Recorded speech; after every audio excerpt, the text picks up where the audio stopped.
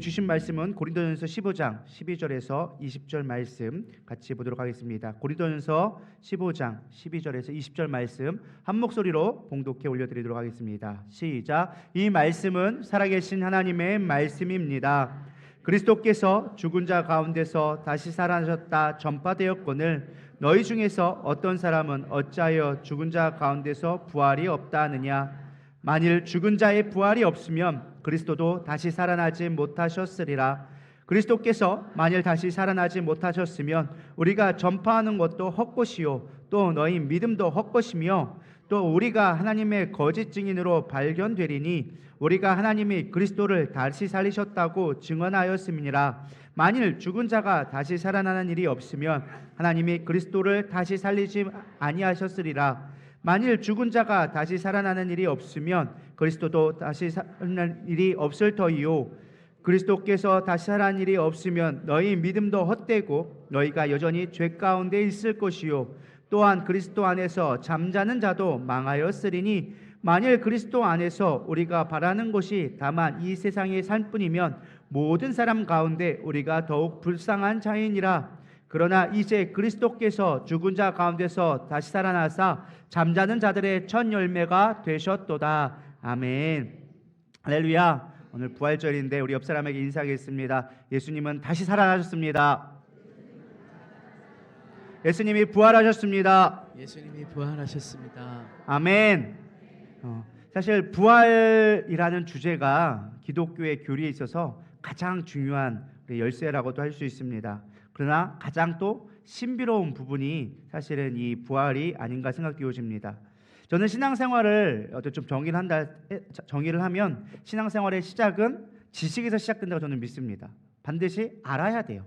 배워야 돼요. 깨달아야 돼요. 그래서 지식은 내비게이션과 같아요. 우리가 어디로 가야 할지를 가르쳐주는 것이 지식입니다. 그러나 이 지식은 반드시 한계가 있어요. 내비게이션만 있다고 우리가 서울 갈 수 있는 것이 아닌 것처럼 우리가 이 내비게이션을 통하여서 지식을 통하여서 우리가 하나님의 있는 하나님의 나라로 걸어가야 되리라 믿습니다.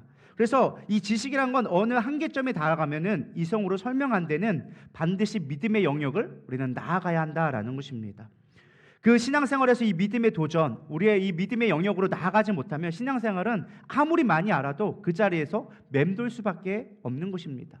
그래서 우리가 이 부활이라는 것도 믿음으로만 우리가 바라볼 수 있는, 믿음으로만 알게 되는 영역이 저는 이 부활이 아닌가 생각되어집니다. 우리가 어떤 노력과 수고를 다한다 할지라도 알 수 없는 영역, 우리가 지식적으로 아무리 많이 공부한다 할지라도 부활은 경험되지 않으면 우리의 삶을 이끌 수가 없다라는 것입니다. 여기서 믿는다라는 건 단순히 아는 것을 의미하는 것이 아닙니다. 이것은 경험되어지고 하나님의 놀라운 비밀의 영역 가운데 우리가 들어가는 것을 말합니다. 그래서 저는 이 부활을 오늘 좀 같이 살펴보고자 합니다. 어거스틴도 이렇게 고백합니다. 내가 하나님을 알려고 나의 삶의 전부를 하나님 앞에 드렸지만 내가 하나님 지식으로 하나님을 알 수가 없었다. 그러나 노력이 아닌 믿음으로 하나님을 알게 되었다라고 고백하는 것이 있습니다.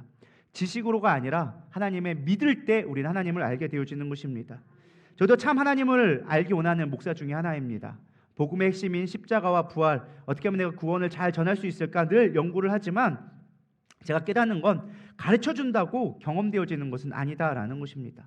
이렇게 가야 합니다라는 것은 가르쳐줄 수 있지만 결국 그 길을 가는 것 여러분들의 몫이다라는 것입니다. 그래서 여러분들은 부활을 경험하기를 축복합니다. 제자들이 부활을 경험했을 때야 비로소 참된 제자의 길을 걸어가기 시작합니다. 예수님이 3년 반 동안 그렇게 가르쳐 주었지만 그들은 변화되지 않았었습니다. 부활을 경험하고 난 뒤에야 비로소 복음 증거를 하기 시작했다라는 것입니다. 오늘은 이 부활에 대해서 저는 좀 지식적인 부분을 여러분들에게 가르쳐 주려고 합니다. 왜? 경험은 여러분들의 몫이기 때문에. 그래서 어떻게 하면 부활이 무엇인가 이거를 좀 다양한 모습으로 좀 봤으면 좋겠다. 그래서 오늘 제목이 무엇이냐? 부활의 스펙트럼. 스펙트럼이 뭐죠? 넓게 한번 펼쳐보자라는 것입니다. 부활은 사실 복음이라고 해도 무방합니다. 복음은 예수님이 나를 위하여 십자가에 죽으시고 성경대로 사흘 만에 부활하신 것을 복음이다라고 이야기합니다.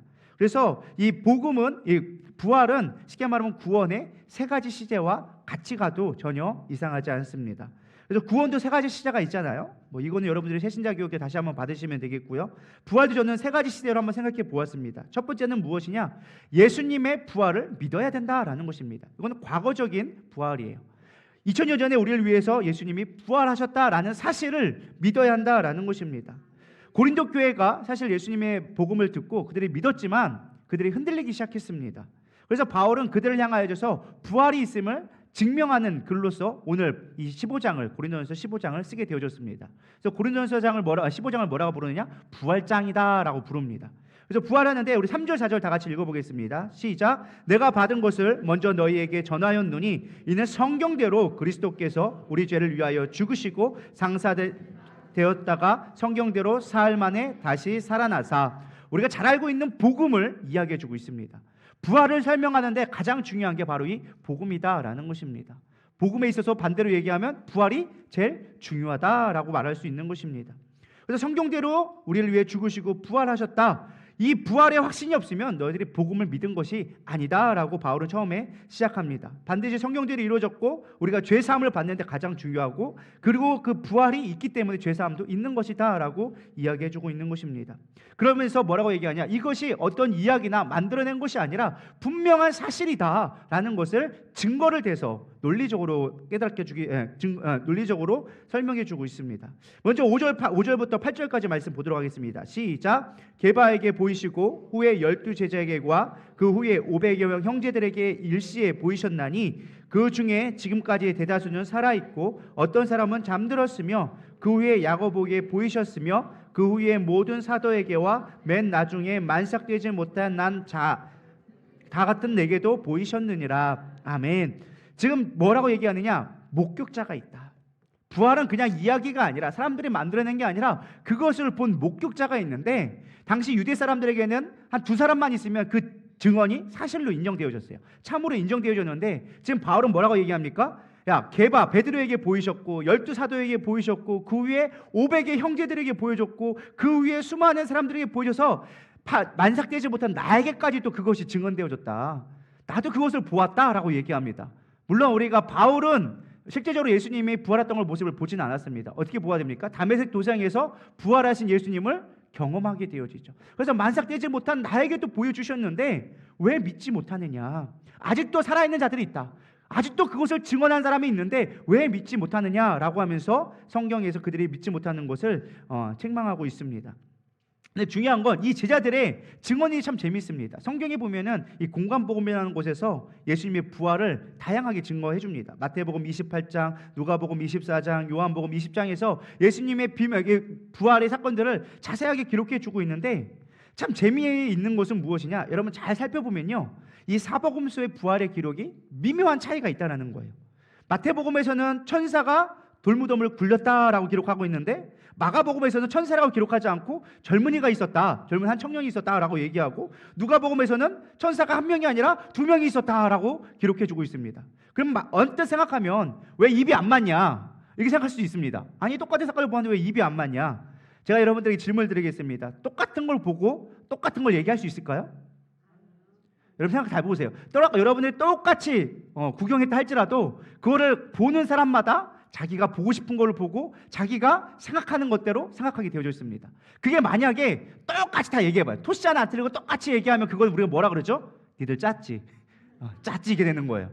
이게 똑같이 얘기하면 뭐 이렇게 이상한 거예요. 근데 지금 뭐라고 얘기하고 있어요? 각각의 보고 싶은 모습대로 그 사건을 동일하게 기록하고 있지만 다양한 모습대로 기록해주고 있다라는 것입니다. 오히려 그것이 더 신비스럽고 오히려 그것이 더 실질적인 것들을 증거하고 있다라는 것입니다. 물론 그들의 증언들은 성령의 감동으로 쓰여졌습니다. 그렇기 때문에 하나님의 계획 가운데 있었지만 하나님은 그 각각의 사람의 성품을 가지고 그 사람들의 인품을 가지고 생각을 가지고 쓰게 하셨다라는 것입니다. 그래서 문체도 틀리고 어법도 틀리고 다양한 표현이 있지만 그러나 그 안에 하나님의 진리가 숨겨져 있음을 깨닫기를 소망합니다. 그래서 다양한 모습으로 보여주고 있는 것입니다. 또 하나 좀 재밌는 건 무엇이냐? 우리가 예수님의 부활의 첫 번째 증인이 누구일까요? 마리아가 나옵니다. 여러분들이 생각할 시간이 없기 때문에 시간이 오늘 뒤에 많아서 빨리빨리 제가 대답을 해주겠습니다. 마리아가 있습니다. 근데 당시에 증인으로서 여성들의 발언권은 허용되지 않았습니다. 효력이 없었습니다. 남자만이 효력이 있었는데 성경은 참 재미있게 첫 번째 부활의 증인을 마리아로 보고 있습니다. 물론 그때 옆에 베드로가 먼저 이제 무덤에 들어가고 이제 막달라 마리아도 있었고 뭐 누구 있었다, 뭐 안나도 있었다 막 얘기하고 있는데 대부분의 증인들이 여자였다라는 것입니다. 사실 만약에 당시에 그 사람들에게 설득하려고 한다면 권위 있는 사람들을 되돌아 쓰는 게 더 좋은 말이었어요. 야, 예를 들어서 가이사랴에 누구야 훌륭한 랍비가 있었는데 그 사람이 예수님의 부활을 보았다라는 말을 하는 것이 더 권위 있었고 더 설득력 있는 말이 될 수 있음에도 불구하고 성경은 있는 그대로 보여준 것입니다. 여자가 마리아가 첫 번째로 보았다. 여러분, 그게 더 설득력 있지 않나요? 또 세 번째는 무엇이냐? 두 번째는 부활의 증거인 빈 무덤이 있다라는 것입니다. 사실 우리 앞에 빈 무덤도 만들어 놨잖아요. 뒤에 조명까지 딱 비치게 해가지고 아름답게 예수님의 모습을 연출을 했는데, 사실 이 빈 무덤, 사실 부활에 관해 사실 큰 연관성이 없을 수도 있습니다. 왜냐하면 오히려 오해받는 게 더 쉽습니다. 우리 마태복음 27장 64절에서 66절 같이 읽어보겠습니다. 시작. 그러므로 명령하여 그 무덤을 사흘까지 굳게 지키게 하소서. 그 제자들이 와서 시체를 도둑질하여 가고 백성에게 말하되 그가 죽은 자 가운데서 살아났다 하면 후에 속임이 전보다 더 클까 하나이다 하니, 빌라도가 이르되 너희에게 경비병이 있으니 가서 힘대로 굳게 지키라 하거늘 그들이 경비병과 함께 가서 돌을 임봉하고 무덤을 굳게 지키니라. 아멘. 여러분, 만약에 시체 도둑설이 있어요. 시체를 훔쳐간 설. 그래서 당시에 성경 말씀에도 뭐라고 했어요? 혹여라도 제자들이 시체를 훔쳐가서 살았다고 할까 하니까 지금부터 막 가가지고 병정을 지키고 그 문을 봉해야 되지 않겠습니까? 라고 빌라도에게 요청하니까 그래, 니들 마음대로 해라, 니들 하고 싶은 대로 다 해라 라고 하면서 귀찮아서 하라고 시킨다고 했습니다. 바리새인들이 자기의 사병을 동원해서 지켰을 때 허술하게 지켰을까요? 빌라도에게 총독께 요청할 정도까지 그렇게 내가 혹여라도 무슨 일이 생길지 몰라서 군사를 지켰는데 빈 무덤이 있다라는 것, 시체가 도둑맞았다라는 것은 사실은 일반적인 생각으로 보면 거의 미션 임파서블과 똑같은 상황인 겁니다. 일어날 수 없는 일을 사실은 성경에서 기록해 주고 있는 것입니다. 그리고 첫 번째 빈 무덤을 보았을 때 무엇이 있었느냐? 세마포가 놓여져 있었다라고 기록해 주고 있습니다.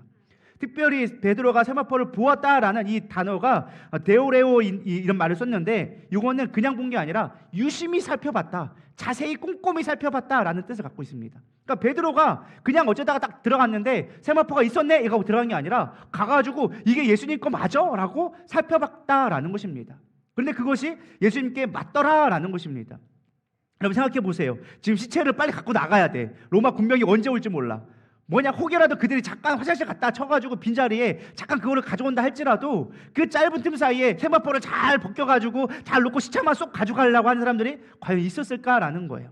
일반적으로 생각해 봤을 때 그게 쉽지 않다라는 것이죠. 만약 혹여라도 어떤 사람이 얘기해요, 그건 일부러 연출된 거다. 그게 여러분 쉬울까요? 피가 막 떡이 되어져서 있는 거를 일부러 벗겨가지고 그걸 가져다가 고스란히 있는 모습 그대로 놓여지게 만드는 건 사실 쉬운 일이 아니다라는 것입니다. 근데 세마포가 예수님이 누워있던 그 모습 그대로 있었다라는 것입니다. 성경은 우리에게 바울은 끊임없이 얘기해 줍니다. 이것은 사람들이 만들어낸 이야기가 아니라 사실이다라는 것을 이야기해 주고 있는 것입니다. 그리고 무엇보다 가장 중요한 거, 앞에 거는 그렇다 칠 수 있어. 뭐 여성들이 그랬고 뭐 수많은 사람들이 뭐 틀리게 얘기할 수 있고 그것도 다 어쨌든 추론이니까 그럴 수 있어. 근데 중요한 건 무엇이냐? 가장 명확한 증거는요, 삶이 우리를 증명해 주는 것입니다. 믿으시기 바랍니다. 우리가 예수를 믿는다라는 것은요, 아무리 많은 것을 알고 아무리 많은 걸 추론하는 게 중요한 게 아니에요. 내 삶이 예수를 믿나 안 믿나가 증명되어지는 거예요. 내가 예수님 잘 믿는다고 얘기하면서 예배 안 나와, 잘 안 믿는 거예요. 솔직한 얘기로. 아무리 입으로 번지를 하고 내가 아무리 뭐 믿음에 있는 소리를 한다 할지라도 내 신앙이, 내 삶이 그렇게 믿음을 따라가지 않는다면 우리는 믿음대로 살지 못하는 거예요. 부활의 가장 명확한 증거는 무엇이냐? 제자들의 삶을 보면 알 수 있다라는 것입니다. 부활이 없었다면 제자들의 삶은 변화되지 않았습니다. 예수님의 십자가의 죽음 이후에 그들은 뿔뿔이 흩어졌습니다. 언제 잡혀 죽을지 몰라서 두려워했습니다. 베드로는 그들과 같은 도당이다라는 말에 두려워 떨며 부정하며 도망쳤던 제자들이었습니다. 예수님의 부활을 만나기 전까지는요, 문을 걸어 잠그고 집에서 꽁꽁 모여가지고 우리가 어떻게 하면 살 수 있을까 두려워 떨던 자들이었습니다. 근데 그들이 갑자기 하루아침에 변하게 되어졌습니다. 언제요? 부활하신 예수님을 만나기 전에 변하게 되어졌습니다. 문을 부수고 나와서 뭐라고 시작합니까? 예수님이 부활하셨다라고 증언하기 시작합니다. 목에 칼이 들어와도 그들은 두려워하지 않고 살아계신 예수님이다라고 이야기해주고 있습니다. 성경대로 사열대로 부활하셨다, 그들의 약속의 말씀을 깨닫기 시작하자 더 이상 두려움 없는 삶으로 변화되어졌다라는 것입니다. 예수님의 12제자 중에 딱 한 명 빼놓고는 다 순교하셨습니다. 다 순교했어요. 어떻게 그들이 순교할 수 있었을까요? 그들의 삶이 부활을 증명해주고 있다라는 것입니다. 부활하신 예수님을 만나지 못했다면 그들은 그들의 죽음에, 그들의 목숨값에 두려워하며 살았을 것입니다. 그러나 그들의 삶은 바뀌었습니다. 완전히 변화되어져서 죽음을 두려워하지 않는 참된 부활을 삶으로 증명해내는 삶을 살게 되어졌다라는 것입니다. 그래서 예수님의 부활은 분명한 사실이다라는 것입니다. 바울은 자신의 간증을 통해서도 부활을 확증합니다. 9절과 9절부터 11절 보면 나는 사도 중에 가장 작은 자라. 나는 하나님의 교회를 박해하였으므로 사도라 칭함받기를 감당하지 못할 자니라. 그러나 내가 나된 것은 하나님의 은혜로 된 것이니 내게 주신 그 은혜가 헛되지 아니하며 내가 모든 사도보다 더 많이 수고하였으나 내가 한 것이 아니요 오직 나와 함께 하신 하나님의 은혜로다. 그러므로 나나 그들이나 이같이 전파함에 너희도 이같이 믿었느니라. 바로 지금 이게 뭔 얘기하고 있어요? 사실 우리가 잘 알고 있는 말씀이 이거죠. 나의 나된 것은 하나님의 된 은혜다. 이게 막 찬양 불러가지고 우리는 막 우리 하나님의 은혜로 구원받았어요 라고 얘기하지만 지금 바울이 말하고 있는 은혜의 문맥상 의미는 뭐예요? 부활을 얘기하고 있는 거예요. 부활의 예수님을 만나서 그 부활의 능력을 내가 경험하게 되어지니까 이전엔 예수님을 핍박하던 자였지만 이제는 내가 부활을 증거하는 자가 되어졌다라고 바울이 지금 고백하고 있는 모습이다라는 것입니다.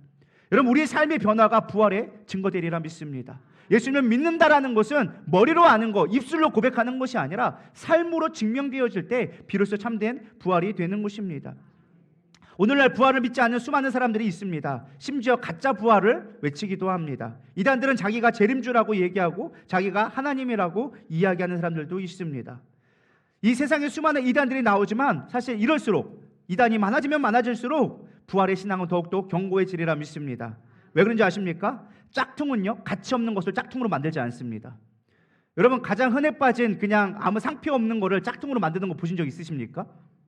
짝퉁은요, 가치 있는 것만 짝퉁을 만들기 시작합니다.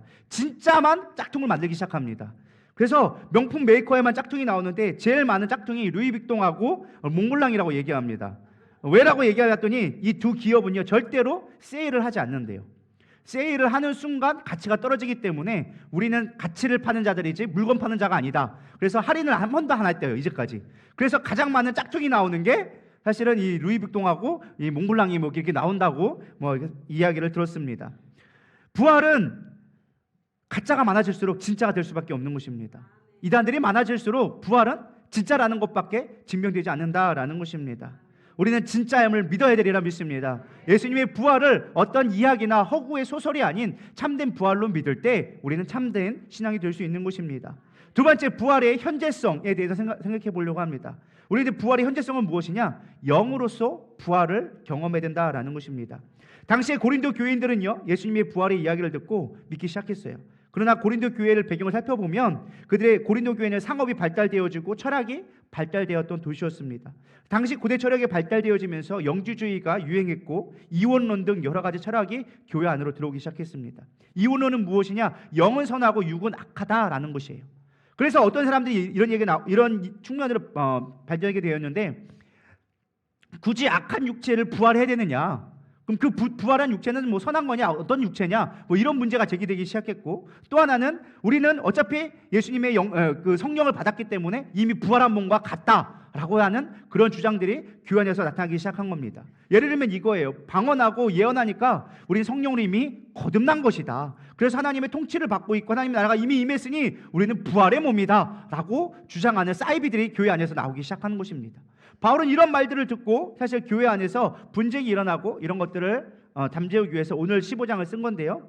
12절에서 13절 이렇게 얘기합니다. 그리스도께서 죽은 자 가운데서 다시 살아났다 전파되었거늘 너희 중에 어떤 사람들은 어찌하여 죽은 자 가운데서 부활이 없다 하느냐? 만일 죽은 자의 부활이 없으면 그리스도도 다시 살아나지 못하셨으리라 라고 얘기합니다.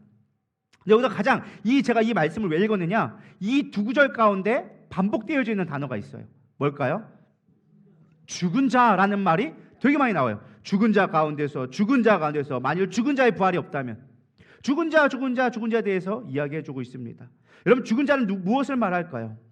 이 죽은 자를 표현할 때 두 가지 형태가 있습니다. 하나는 명사 형태가 있고 하나는 형용사 형태로 쓰여질 때가 있습니다. 명사 형태는 그냥 죽은 자 말 그대로 육신의 죽음을 이야기합니다. 근데 형용사로 쓰일 때는 어떤 걸까요? 잔다. 비슷하긴 했지만 시간이 없어서 제가 빨리 답을 드리겠습니다. 그냥 죽을 것 같은 상태를 말하는 겁니다. 그러니까 실제로는 살아있지만 뭐 한 거예요? 죽은 것 같은 상태를 얘기할 때 죽은 자와 같다라고 이야기하는 것입니다. 그러니까 표현은 이건 거예요. 예를 들어서 사업하다가 부도난 친구가 있습니다. 그 친구가 얘기해요. 내가 사는 게 아니오. 내가 죽었어. 이게 죽었다라는 뜻일까요? 마음적으로 죽을 것만큼 힘들었다. 내가 마음은 죽었다. 이런 표현으로 쓰는 것과 같은 표현이다라는 것입니다. 생물학적으로 죽은 것이 아니라 내적인 상태가 죽은 것과 같다라고 표현을 해준 것이죠. 여러분 누가복음 15장 24절에 보면은 돌아온 탕자의 이야기가 나옵니다. 그때 아버지가 저 멀리서 탕자가 돌아오는 것을 보고 이렇게 고백합니다. 이 내 아들은 죽었다가 다시 살아났으며 내가 잃었다가 다시 얻었노라 하니 그들이 즐거워하더라. 자, 말씀만 본다면 죽었다가 살아난 건 뭐예요? 부활한 거예요. 탕자는 부활했어요 지금. 근데 이게 단순하게 부활한 걸까요? 그런 말이 아니죠. 육체적인 것이 아니라 영의 부활을 말하는 거죠. 내 아들이 나를 떠났을 때는 죽은 자와 같다. 근데 이제 내게 돌아왔기 때문에 이제 내가 다시 살아났다라고 얘기하는 거죠. 우리 성경에 예수님은 왜 이런 비유를 하셨을까요? 굳이 왜 탕자의 비유를 했을 때 그냥 돌아갔다 왔다라고 표현할 수 있는데 죽었다가 살아났다는 표현을 왜 굳이 하셨을까 생각해 볼 필요가 있다라는 것입니다. 성경에서 죄는 뭘까요? 하나님을 떠나 있는 상태를 말합니다. 하나님을 떠날 때 성경에서 그를 죄라고 얘기하고 성경에서는 죄의 결과가 사망이다라고 이야기해주고 있습니다. 쉽게 말하면 우리가 죽었다라고 말하는 건 죄로 인하여서 하나님을 떠나 있는 상태를 성경에서는 사망의 상태라고 이야기하는 것입니다. 그래서 아버지를 떠났던 아들은요 죽은 자였어요. 그러나 아버지께 돌아온 건 뭐예요? 우리가 회개하고 돌아왔을 때 새 생명을 얻게 되어지는 부활을 얻게 되는 것입니다. 생물학적인 것이 아닌 내면적인, 내적인, 영적인 것을 이야기해주고 있는 것입니다. 창세기에도 마찬가지입니다. 창세기 2장에 보면 아담과 하와가 선악과를 따먹게 되어지죠. 창세기 2장 17절 선악을 알게 하는 나무 열매를 먹지 말라 내가 먹는 날에는 반드시 죽으리라 하시니라. 근데 아담과 하와가 선악과를 따먹고 바로 죽었나요? 자신 낳고 잘 살았습니다. 자신 낳고 잘 살았어요. 샘과 하마가 열심히 자신 낳고 잘 살았단 말이죠. 그냥 바로 죽은 게 아니라는 거예요. 여기서 뭘 얘기하고 있어요? 반날 하나님이 거짓말 하셨을까요? 정령 죽으리라 하셨는데 안 죽었단 말이죠. 무슨 의미에서 말씀하신 거예요? 영이 죽었다라는 거예요. 네가 이 선악과를 먹음으로 말미암아 이제 너와 나라는 상관없는 자가 되어졌어. 네가 선악을 알게 함으로 말미암아 내 안에 있는 것이 아니라 나와 상관없이 너 혼자 살아가는 너의 개별적인 존재가 되어졌다라는 것입니다. 그게 성경에서는 죽었다라고 이야기하고 있는 것입니다. 계시록 3장 1절에도 동일한 말씀을 하고 계십니다. 사대교회 사자에게 편지하라. 하나님의 7영과 7뼈를 가지시니까 이르시되 내가 내 행위를 아노니 내가 살았다 하는 이름은 가졌으나 죽은 자로다. 살았다는 하지만 뭐했다? 죽었다라고 이야기해주고 있는 거예요. 그것이 오늘날 우리 교회들에게 하는 말입니다. 우리가 예배를 드리고 하나님 앞에 이 안에 있지만 정말 뭐예요? 살았다라는 이름은 있지만 교회라는 이름은 있지만 죽은 자로서 살아가는 자가 많다라는 것입니다. 예배에 감격이 없고 하나님에 대한 사랑이 식어지고 의무나 책임감으로 이 자리에 앉아있다면 여러분 죄송하지만 죽은 자예요. 부활을 경험하지 못했다라는 것입니다. 참된 부활을 경험한 자는 예배가 기쁠 수밖에 없어요. 하나님을 만나는데 소망이 있을 수밖에 없다라는 것입니다. 고통 가운데 있다 할지라도 육체적 고통이 있다 할지라도 주님으로 인하여 기뻐할 수 있는 것이 참된 부활을 경험한 자다라는 것입니다. 저는 오늘 이 아침 여러분 가운데 참된 부활이 있기를 소망합니다. 부활의 능력이 여러분들을 덧입기를 소망합니다. 그럴 때 우리 안에 즐거움이 생기기 시작하는 거예요. 예배에 감격이 있어야 돼요. 소망이 있어야 되고 부활의 증인이 되어지는 참된 의지가 우리 가운데 자발적으로 나타나게 되어지리라 믿습니다. 그럼 중요한 건 이거예요. 우리가 어떻게 영이 살아날 수 있는가? 어떻게 우리 가운데 생명의 부활의 능력이 임할 수 있는가? 빌립보서 3장 10절 11절에 얘기합니다. 내가 그리스도와 그 부활의 권능과 그 고난에 참여함을 알고자 하여 그의 죽으심을 본받아 어떻게 해서든지 죽은 자 가운데서 부활에 이르려 하노니. 바울은요 끊임없이 얘기합니다. 내가 부활에 참여하기를 원한다.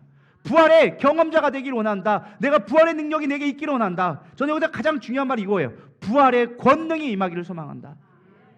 제가 고난주간 가운데 계속 설교했던 것이 무엇이냐? 권위에 대해서 얘기했어요. 권능에 대해서 얘기했어요. 처음에 무화과 나무 사건 저주할 때부터 예수님의 권능에 대해서 얘기했고 성전 정화 사건을 통해서 참된 권위가 무엇이냐? 순종이다라는 것을 말씀을 드렸습니다. 바울은 부활을 권능이라고 얘기합니다. 이 권능이 우리 가운데 임해야 된다라는 것입니다. 그럴 때 우리 안에 생명이 생기게 되는 것입니다. 에스겔서 37장은 이 부활에 대한 권능을 잘 얘기해주고 있습니다. 37장 1절부터 5절 다 같이 읽어보겠습니다. 시작. 께서 권능으로 내게 임재하시고 그의 영으로 나를 데리고 가서 골짜기 가운데 두셨는데 거기 뼈가 가득하더라. 나를 그 뼈 사방으로 지나가게 하시기로 본즉 그 골짜기 지면에 뼈가 심이 많고 아주 말랐더라. 그가 내게 이르시되 인자야 이 뼈들이 능히 살 수 있겠느냐 하시기로 내가 대답하되 주 여호와여 주께서 아시나이다. 또 내게 이르시되 너는 이 모든 뼈에게 대언하여 이르기를 너희 마른 뼈들아 여호와의 말씀을 들을지어다.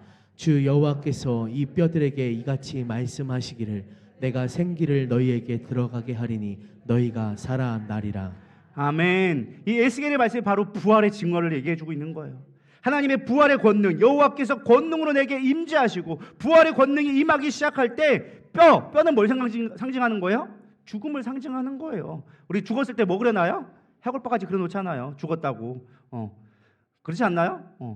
그래서 뼈다귀 그러는 거예요. 이 마른 뼈는 우리의 죽은 심령을 얘기하는 것입니다. 심령이 얘기합니다. 야, 이 뼈들이 살아나겠냐? 죽은 자들이 살아날 수 있겠냐? 교회가 살아날 수 있겠냐? 어떻게 하면 살아나겠냐? 라고 물어보자 뭐라고 얘기합니까? 여호와의 말씀이 그들 가운데 임하시니. 말씀이 뭐예요? 성령이 임하시니라고 말씀하고 있습니다. 이 뼈들에게 이같이 말씀하기를 내가 생기를 너희에게 들어가게 하리니 너희가 살아나리라. 우리가 부활의 능력을 경험하기 위해서 가장 필요한 건 성령의 능력을 받는 것입니다. 말씀을 통하여 줘서 성령을 우리 가운데 받아들일 때 그 안에 생기가 오기 시작하는 것입니다. 그럴 때 우리의 영이 살고 우리의 삶이 바뀌기 시작하는 것입니다. 내 안에 생기가 들어왔을 때 우리 하나님의 군대가 되어지기 시작하는 것입니다.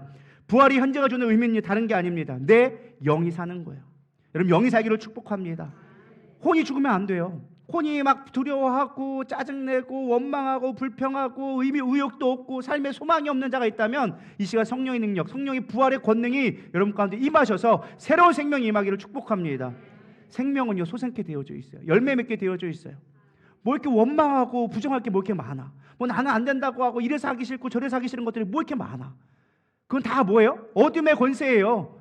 죄의 권세에 매여져 있는 거예요. 사망의 권세에 매여져 있는 거예요. 사망은 어디 있느냐? 내 쏘는 능력이 어디 있느냐? 이제 부활의 능력을 선포하며 바뀔 수 있는 저럼 되기를 소망합니다. 마지막 세 번째는 미래입니다. 육체의 부활까지 소망해야 된다라는 것입니다. 참된 부활은요, 우리의 죽어질 육체의 부활을 소망해야 한다라는 것입니다. 19절과 20절에 보면 만일 그리스도 안에 우리가 바라는 것이 다만 이 세상의 삶뿐이면 모든 사람 가운데 우리가 더욱 불쌍한 자이니라. 그러나 이제 그리스도 죽은 자 가운데서 다시 살아나사 잠자는 자들의 첫 열매가 되셨도다. 아멘. 만약에 이 세상의 삶뿐 그냥 우리가 영혼을 막 구원받았어. 영혼의 부활을 경험했어. 근데 중요한 건 우리의 육체의 부활이 없다면은 아무 의미가 없다라는 거예요. 바로 얘기해주고 있잖아. 이 세상 삶뿐이면 모든 사람 가운데 우리가 더욱 뭐다? 불쌍한 자다. 부활은요 이 땅에 있는 것만이 끝이 아니라는 거예요. 우리가 마음으로 기뻐하는 것만이 끝이 아니라는 거예요. 반드시 뭐가 있다? 우리의 육체의 부활이 있다라는 것입니다. 사실 이 뒤에 있는 이야기가 보면은 이제 바울의 육체의 부활, 그럼 그 육체는 어떠한 육체냐, 뭐 이런 거에 대한 이야기가 뒤에 15장 후반부에 쭉 기록되어져 있습니다. 뭐 그거는 시간이 없어서 제가 패스를 했지만 중요한 건 우리는 반드시 육체의 부활이 있다라는 거예요. 그럼 이 육체의 부활이 우리에게 주는 능력이 무엇이냐? 우리가 소망을 갖고 살아가게 되어진다라는 것입니다. 32절에 얘기합니다. 내가 사람의 방법으로 에베소에서 맹수와 더불어 싸웠다면 내가 무슨 유익이 있으리요? 죽은 자가 다시 살아나지 못한다면 내일 죽을 터이니 먹고 마시자 하리라. 바울이 이렇게 얘기하는 거야. 육체적 부활이 없다고 생각한다면 그냥 차라리 오늘 먹고 마시는 게 훨씬 더 잘 사는 거야. 먹고 놀자, 욜로처럼 우리가 오늘 그냥 만족하며 사는 게 훨씬 좋은 거야. 근데 부활의 마지막 소망에 육체의 부활이 있다면 우리가 지금 하는 것이 옳은 것이다. 부활을 증험하고 예수의 뜻대로 고난을 받으며 살아가는 게 더 큰 유익이다라는 거예요. 여러분 육체가 아무리 강건하다 하지만 몇 년 갑니까? 여러분 유효기간이 얼마 될 것 같아요? 여러분의 육체의 유효기간이 강건하면 70이요 80이요 여러분 잘 살아봐야 100세 시대라고 해봐야 100년 쓰고 버려야 되는 것입니다.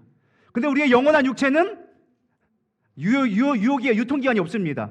그러면 여러분 잘 생각해 보시기 바랍니다. 없다고 한다면 100년짜리 잘 쓰고 가는 게 잘 사는 거예요. 근데 진짜 만약 이후에 100년, 우리의 100년 이후에 진짜 부활의 육체가 있다 생각한다면 오늘 이 땅에 지금 있는 것보다 더 가치 있는 것들을 바라봐야 되는 게 옳은 거 아니겠냐라는 거예요. 여러분 머리가 있다면 생각을 해보시고 생각하기 바랍니다.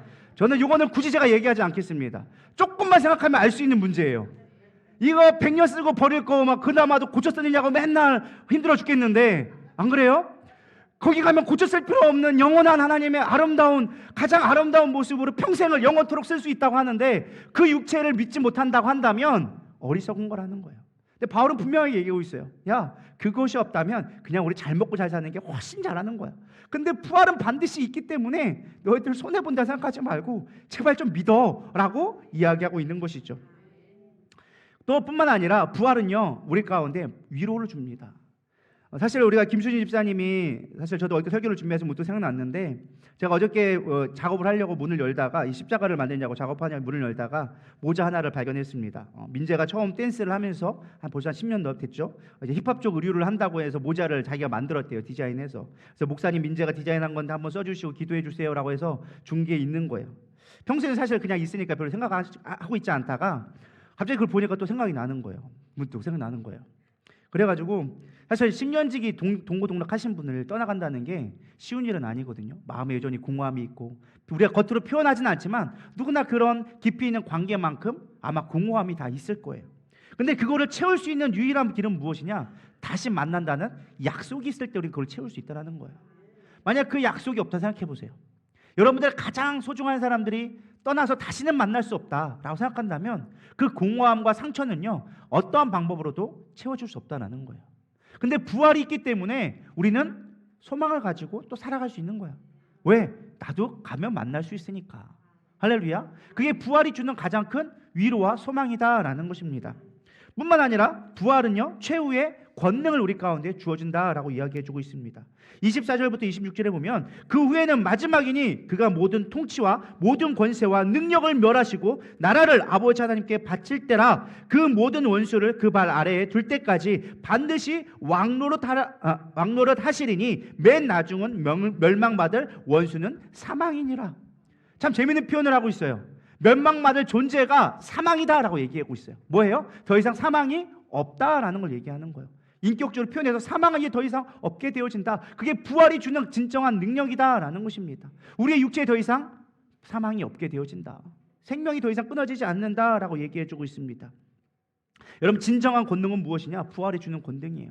생명의 권능. 우린 날마다 두려워요. 죽을까 봐 두려워해요. 죽지도 않는데 죽을까 봐 두려워하고, 이래서 두려워하고 저래서 슬퍼하고 낙담합니다. 그러나 부활을 믿는 자에게는 두려움을 이기게 하신다라는 것입니다. 왜? 부활의 권능이 있으니까. 이 땅의 모든 통치와 모든 권능과 능력을 뭐 하신다? 멸하신다. 그게 부활의 능력이다라는 것입니다. 그 능력을 멸하기 때문에 더 이상 우리는 두려워할 필요가 없다라는 거예요. 우리가 권력 앞에 얼마나 좁니까?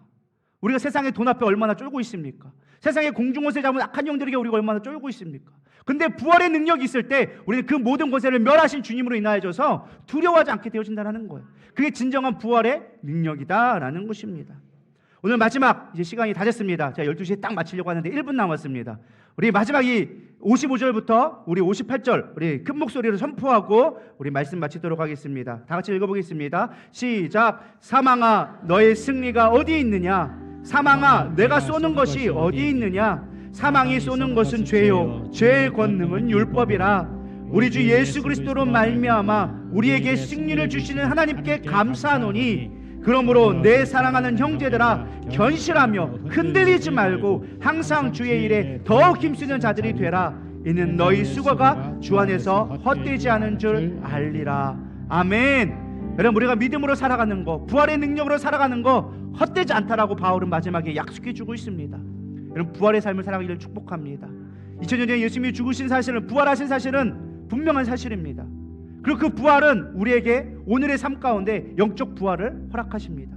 그리고 마지막 때 있을 육체의 부활을 우리에게 약속해주고 그 소망을 가지고 살아가라고 말씀하십니다. 우리 참된 부활을 가지고 살아갈 수 있는 저 여러분 되기를 소망합니다. 우리 이 시간 우리 할렐루야 우리 찬양하시면서 우리 주님 앞에 기도로 잠시 나아가도록 하겠습니다.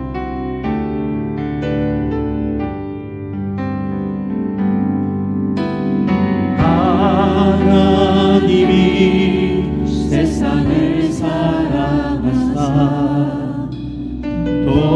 독생자를 우리에게 주셨으니 주 믿는 자마다 멸망치 않고 영원한 생명 얻으리. 다시 한번 하나님이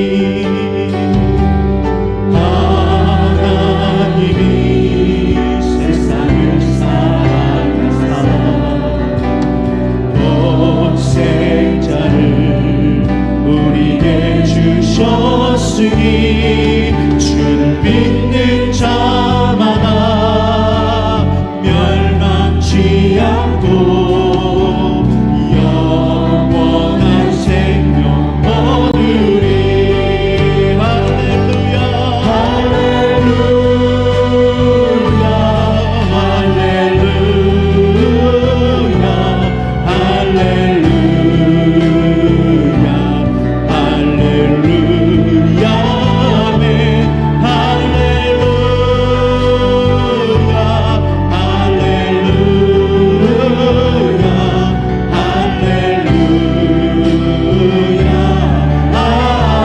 소리 높여 할렐루야 할렐루야 할렐루야 할렐루야 할렐루야 아멘